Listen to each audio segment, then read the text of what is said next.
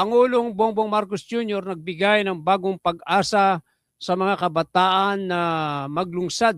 Ang Pangulo ng scholarship program, 20,000 scholarship slots ang inaasahang handog ng ating Pangulo, mga kababayan.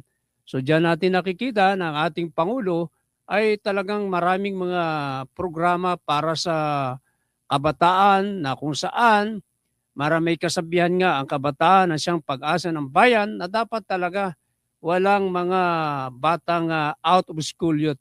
Dapat lahat nag-aaral, mga kaibigan, para nang sa ganun pagdating ng panahon ay makakaahon sa hirap ang mga kabataan na nag-aaral. Kung kaya't sinisikap ng gobyerno na lahat ng mga kabataan ay mabigyan ng scholarship program, lalong-lalo na ang anak ng mga mahihirap, subalit matatalino at masisipag mag-aral. So panoorin natin ang balitang yan. Bilang natatanging pagkilala, gagawaran natin ng Presidential Merit Scholarship ang mga high school graduate na makakakuha ng matataas na honors. Utos po ng Pangulo na ang bawat pamilyang Pilipino ay magkakaroon ng isang college o CHED graduate or TESDA graduate. Utos po ng Pangulo na ang bawat pamilyang Pilipino ay magkakaroon ng isang college o CHED graduate or TESDA graduate. In partnership with Commission on Higher Education or CHED, DepEd, and TESDA, we are launching the Bagong Pilipinas Merit-Based Scholarship Program or BPMSD. Through this scholarship, the top 5 graduates of each senior high school nationwide. In partnership with Commission on Higher Education or CHED, DepEd, and TESDA, we are launching the Bagong Pilipinas Merit-Based Scholarship Program or BPMSD.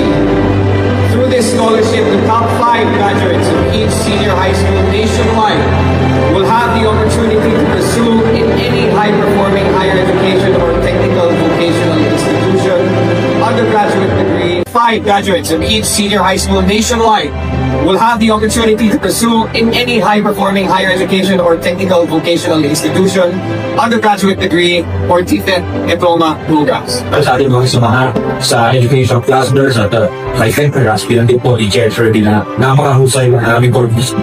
I don't really give scholarships to the best schools and to the best courses, whether they are owned by government, they are owned by the state, whether they are part of the private sector. Ang importante, mapigyan ang mahusay at maganda po. Top 5 graduates ng bawat senior high school, good news ito, ano? Pasok sa bagong scholarship program ng pamahalaan. Detalye ng balita mula kay Radyoman Chanel Salazar.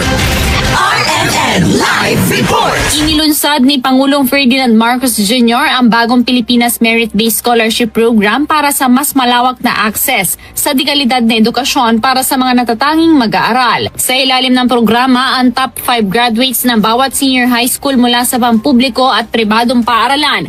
Ayon sa Pangulo, bibigyan prioridad ng mga scholarship ang kursong nakahanay sa hard-to-fill at high-priority sectors upang matugunan ang pangailangan ng bansa at masuportahan ang pambansang kaunlaran. Isa sa katuparan ng BPMSP sa pakikipagtulungan ng CHED, DepEd at TESDA at formal na ilalatag sa pamamagitan ng pagbalangkas at paglagda sa mga kaukulang polisiya at patnubay ng programa.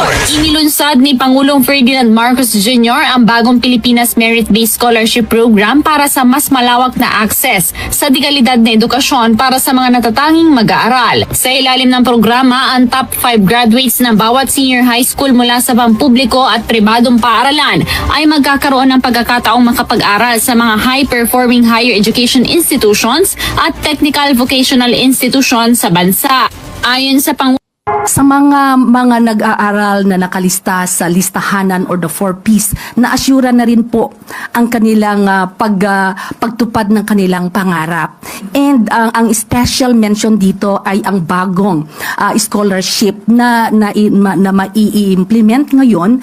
Nagkaroon po ng 20,000 slot. Ang ating Pangulo, sabi niya, kailangan natin punuin ang mga sectors na mahirap punuin. Di ba? Mga kaibigan, ano? Napakarami yan, ano? 20,000 slots, mga kaibigan. Kaya maraming makakapag-aral dyan, lalong-lalo na yung mga matatalinong mga kabataan, no? So, umpisa na yan na umasenso ang mga kabataan na yan kapag sila'y nakapagtapos ng kanilang mga pag-aaral.